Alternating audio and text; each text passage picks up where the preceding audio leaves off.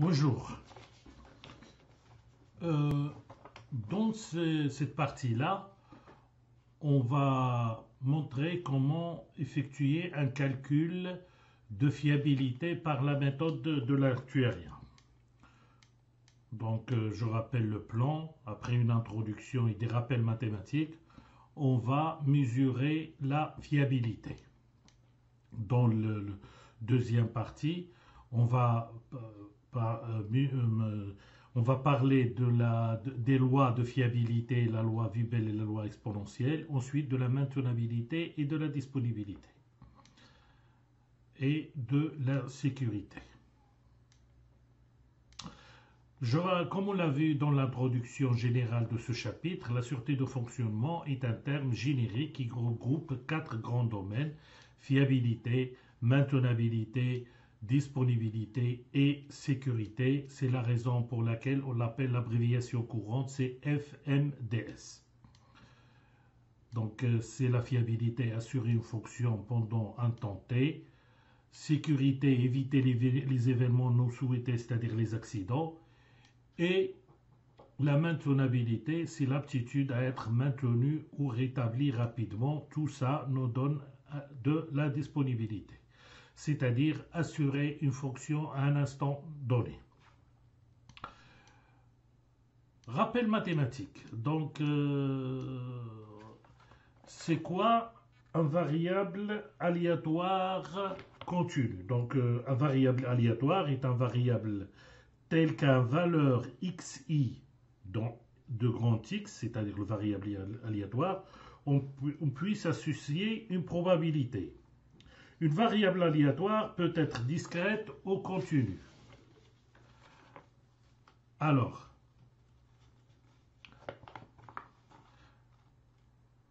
rappel mathématique. Variable aléatoire continue.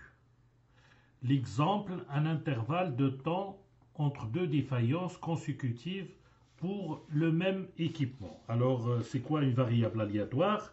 Une variable aléatoire, x, c'est une variable telle qu'à une valeur petit xi de la variable aléatoire, on puisse associer une probabilité. Une variable aléatoire peut être discrète ou continue. Alors, variable aléatoire discrète, c'est le nombre de machines, par exemple, le nombre de machines tombant en panne entre 1000 heures de fonctionnement, avant 1000 heures de fonctionnement.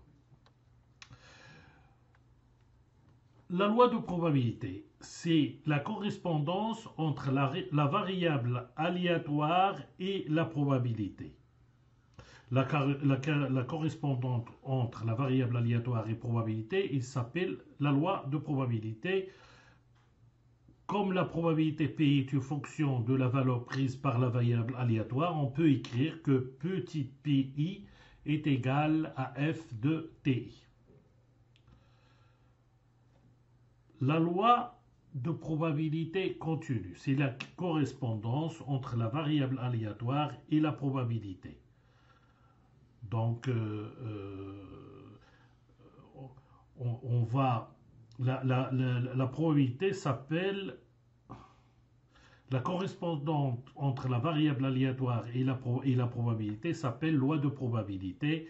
Comme la probabilité Pi est une fonction de la valeur prise par la variable aléatoire, alors on peut écrire que petit pi est égal à f de ti. Si la variable aléatoire x prend n valeurs distinctes, la loi de probabilité est discontinue. Sinon, par exemple, on va supposer que nous fassions des mesures au micron, il est clair que les résultats possibles deviennent très nombreux et la probabilité de chacun d'eux tend à devenir très faible. Puisque la probabilité se partage entre un plus grand nombre de résultats, la représentation graphique est composée de rectangles de très faible largeur.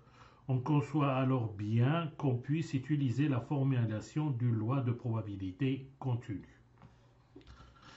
Par exemple, la loi de probabilité de l'intervention entre deux défaillances.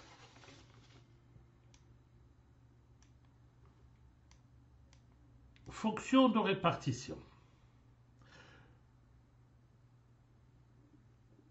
Jusqu'à maintenant, on a considéré uniquement que des résultats de type la variable aléatoire est égale à xi, les xi étant dans l'ordre croissant. Il est souvent intéressant de considérer un résultat de type variable aléatoire inférieure, par exemple dans ce cas-là, grand T inférieur à petit ti. Voilà. La probabilité du résultat grand T est inférieur ou est égal à T s'obtient en cumulant les probabilités grand T est égal à petit t de K, avec K inférieur à I. Donc la probabilité de T inférieur ou égal à petit ti est égale à la somme des probabilités. À toute valeur ti que l'on se fixe correspond une certaine probabilité cumulée qui est donc une fonction des valeurs prises par la valeur aléatoire. Cette fonction est appelée fonction de répartition fx de i. Étant donné que la probabilité elle est comprise entre 1 et 0, donc la fonction est monotone croissante entre deux limites 0 et 1.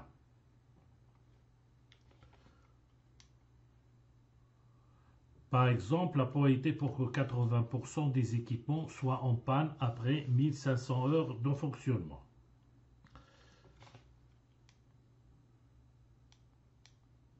Densité de probabilité. C'est la dérivée de la fonction de répartition, c'est encore la probabilité pour qu'un événement arrive dans un intervalle de temps donné. Ici, on a la probabilité, par exemple, probabilité pour qu'un équipement tombe en panne entre 1000 heures et 1050 heures. Valeur caractéristique du loi de probabilité.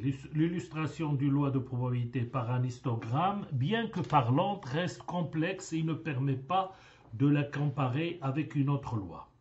On est donc conduit à rechercher des paramètres simples et peu nombreux pour la caractériser de façon schématique.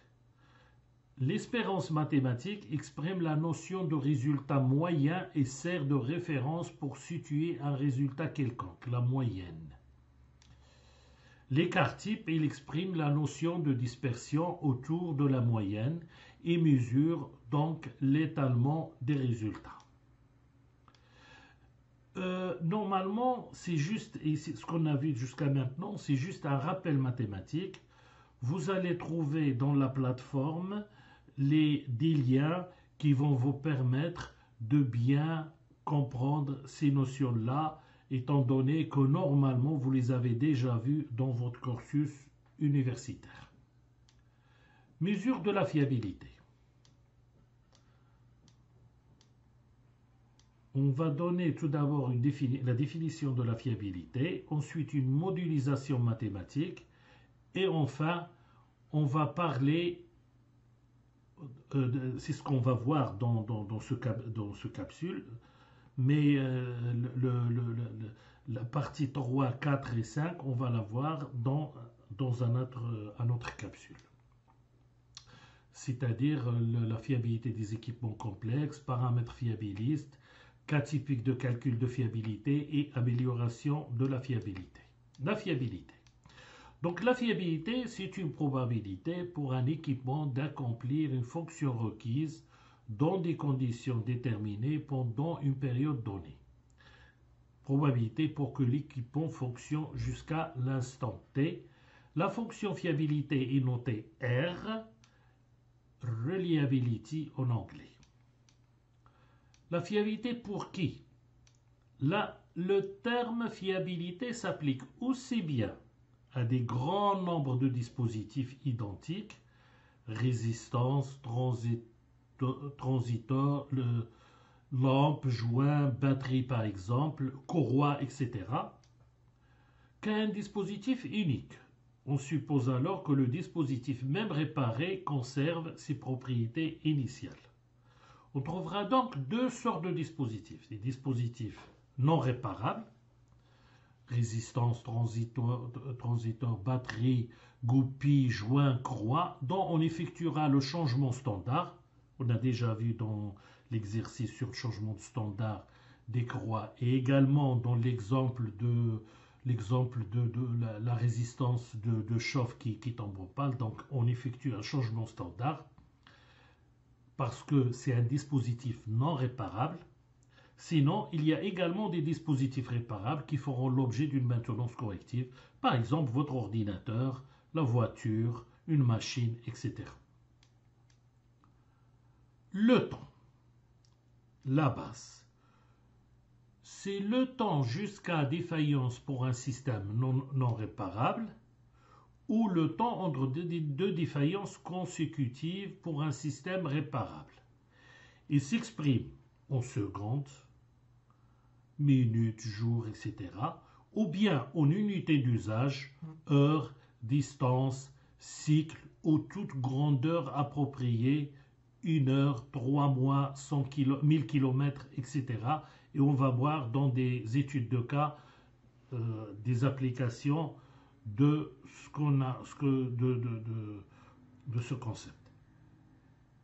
Le temps, il définit une variable aléatoire t que l'on traite selon les méthodes usuelles de calcul des probabilités. Pour les dispositifs non réparables, la situation est très simple. Donc, on commence à t est égal à 0 jusqu'à la défaillance. On appelle ça time to failure en anglais. Le temps jusqu'à la défaillance. Le temps jusqu'à la défaillance irréversible. Ça veut dire quoi irréversible? C'est la différence par rapport à réversible, c'est-à-dire on ne peut pas retourner. Si on casse une croix, on ne peut pas la réparer. Oui, on peut la coller, mais il va pas, on peut pas travailler avec. Une résistance, si elle casse, on ne peut pas la réparer, etc., etc. C'est time to failure, c'est la durée de vie du dispositif, tout simplement.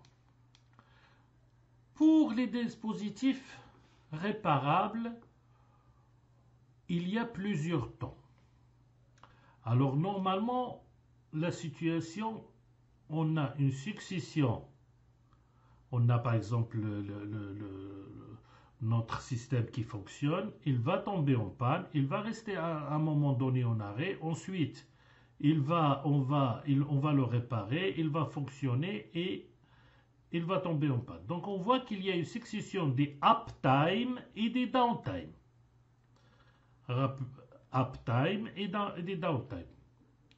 Mais dans les downtime, il y a une partie qu'on appelle le TTR, en anglais Time to Restore, ou bien en français le temps technique de réparation. Donc ça c'est un temps qui est normalisé, on va le voir après. Et avant ce temps-là, c'est-à-dire c'est pour préparer notre intervention, etc. Et il y a un temps après le TTR. Donc, il ne faut pas confondre entre le downtime et le temps technique de réparation ou le time to restore. Enfin, on a un temps, le TBF, mais attention, ce n'est pas le temps de bon fonctionnement. Le temps de bon fonctionnement, c'est le uptime. C'est time between failures, c'est-à-dire le temps entre deux défaillances. Vous voyez bien qu'on a ici une défaillance et là une défaillance. Donc voilà, récapitulatif de tous ces temps-là. Time between failure, le temps s'écoulant entre deux défaillances. Le uptime, c'est le temps de fonctionnement après réparation au temps de disponibilité. Le downtime, c'est le temps d'arrêt sur défaillance, y compris le temps de diagnostic de la panne, la réparation et le temps de remise en service, donc temps d'indisponibilité. Time to restore, c'est le temps de réparation. Attention, comme je l'ai dit tout à l'heure, TBF ne signifie pas temps de bon fonctionnement. Fiabilité. La fiabilité, c'est une probabilité.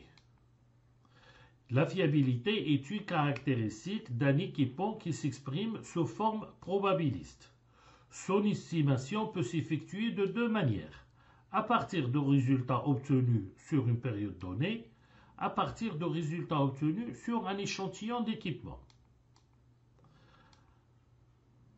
Si on a obtenu les résultats sur une période donnée, on l'extrapole sur une période intéressante pour l'utilisateur, notion de durée de vie. C'est-à-dire, on va étudier les bus, le comportement des bus, pendant une année ou bien 2 ans, et on va pouvoir les extrapoler sur toute la vie de ces bus-là. Ou bien, on va travailler à partir de résultats obtenus sur un échantillon d'équipement identique. On l'extrapole sur l'ensemble des équipements de même type dans lequel l'échantillon a été prélevé. On se rappelle l'exemple de la résistance qui s'est cassée dans le bain-marie. Donc on a dit que pour ne plus avoir ce problème, il faut connaître la durée de vie de ces résistances. Donc la loi on appelle ça également la loi de comportement, on va voir ça plus tard. Comment on fait? On prend un échantillon de ces résistances-là. Donc là, avoir le cours de l'échantillonnage. Donc je vais vous mettre un lien pour comprendre comment on effectue l'échantillonnage. Et ensuite, à partir de l'échantillon qu'on va étudier, on va extrapoler sur l'ensemble des résistances.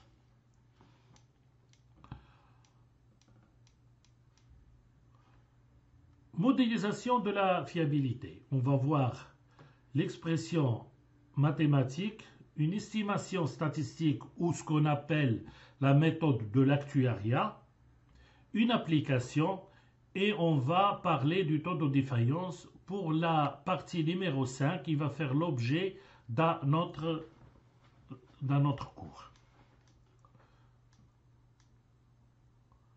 On a vu tout à l'heure dans les temps qu'on a parlé de TTF et de TBF, Time to Failure ou Time Between Failure. Donc, si on a des composants non réparables, on appelle TTF, Time to Failure. Si on va étudier des composants ou des machines, des engins réparables, on va parler de TBF. Le T est une variable aléatoire continue. Sa fonction de répartition f de t est appelée fonction de défaillance. C'est la probabilité pour que l'équipement tombe en panne avant l'instant t. Donc f de t est égal à la probabilité grand T inférieur à petit t. Attention, f de t, ce n'est pas la fiabilité. On appelle fiabilité aux fonctions de service l'expression R de t. C'est la probabilité que t soit supérieur à petit t. Donc on remarque très bien que f de t plus R de t est égal à 1. T est souvent exprimé en heures ou bien aussi en unité d'usage. Exemple, si on donne R de 100 est égal à 0,90, cela signifie que le matériel a 90% de chance sur 100 de fonctionner pendant les 100 premières heures ou l'unité d'usage. Et qu'il a bien sûr, dans ce cas-là, 8% de chance de tomber en panne pendant les 100 premières heures ou unités d'usage. La fréquence d'apparition des défaillances entre petit t et petit t plus 2dt ou la densité de probabilité de défaillance est petit f de t dérivé de grand f de t. Les valeurs vraies des paramètres précédents ne sont pas faciles à calculer directement. On va voir plus tard qu'on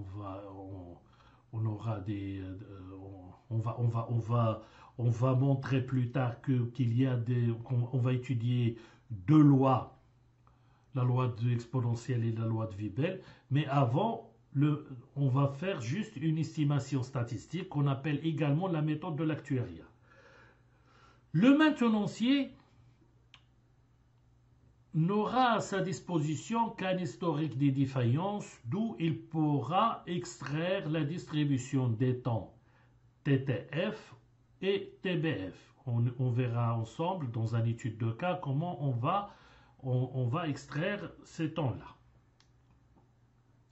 Pour estimer R de T, F de T et la distribution de probabilité de T, on va passer par une étude statistique des historiques. Mais avant d'aller plus loin, j'ai envie de faire une petite remarque. Tout à l'heure, j'ai parlé de maintenancier. Comme on l'a vu dans l'introduction, la sûreté de fonctionnement et la fiabilité ne concernent pas que les maintenanciers. Il y a des gens qui s'intéressent à la qualité, etc., etc. Considérons, on va faire un exemple. Considérons N0 équipements identiques mis ensemble en service à l'instant t est égal à 0 et travaillant dans les mêmes conditions. On étudie statistiquement les défaillances de ces matériels. On appelle N de t le nombre de survivants à l'instant t. Supposons aussi que le temps soit régulièrement distribué de manière que chaque intervalle de temps soit égal à une unité d'usage, 1 heure ou 1000 heures ou 5000 km, etc. Voilà, donc à t est égal à 0, on a le nombre de survivants N0, la fiabilité N0 sur N0 est égale à 1, et la fonction de défaillance F0 est égal à 1 moins R de 0 est égal à 0. Entre l'instant à t est égal à 1, on a R de 1. Donc à t est égal à 1, le nombre de survivants c'est N1. Donc la fiabilité c'est N1 sur N0. La fonction défaillance c'est 1 moins de R1. On va appeler petit f de 0. Alors entre les deux, on a la fonction de distribution de probabilité qui est égale N0 moins N1 sur N0, c'est-à-dire le nombre de défaillants dans l'intervalle sur N0. Et le taux de défaillance, on va parler tout à l'heure de taux de défaillance, c'est quoi, est égal à N0 moins N1 sur N0. Attention, le taux de défaillance lambda est différent de petit f0. On va voir après. Donc, etc., etc., etc. Voilà. Donc, on va arriver à le t entre i et i plus 1. Donc, dans ce cas-là, la distribution de probabilité est égal à ni moins ni plus 1, c'est-à-dire le nombre de défaillants dans l'intervalle i et plus 1, sur m0. Lambda i, c'est ni moins ni plus 1 sur ni, c'est pas n0.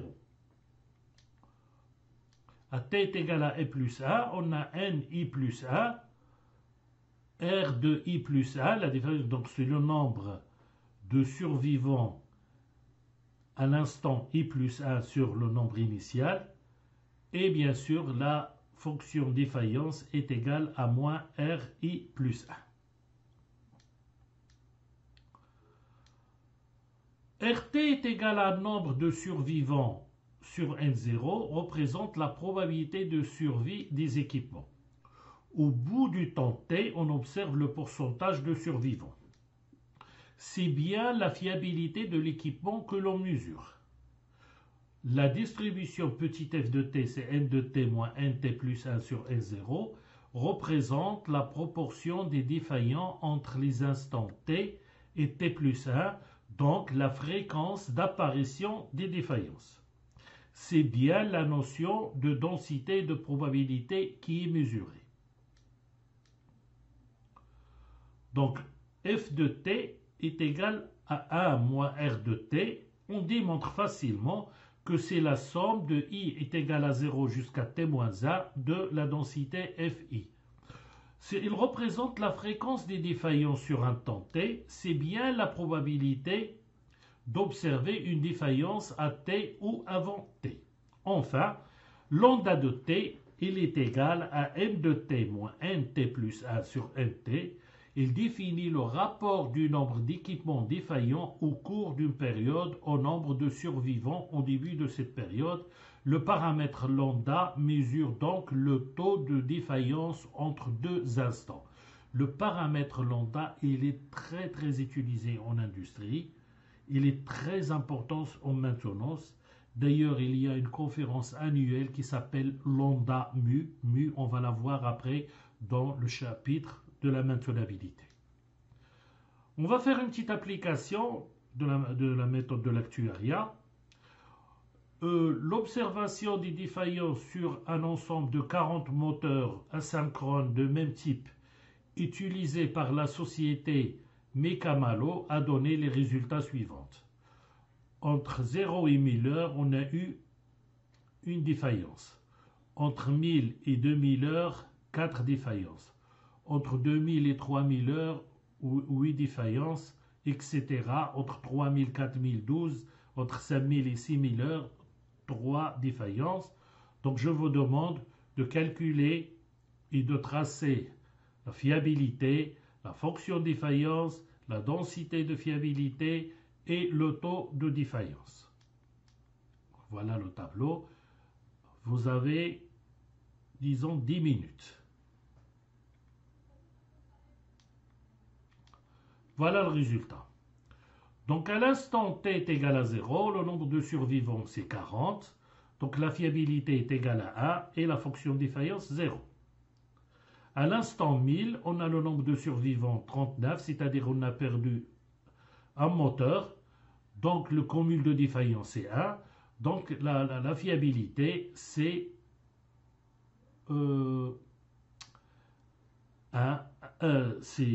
40. C'est 39 sur 100, c'est 97,5%. F de t est égal à 1 moins R de t, c'est 2,5%, etc., etc.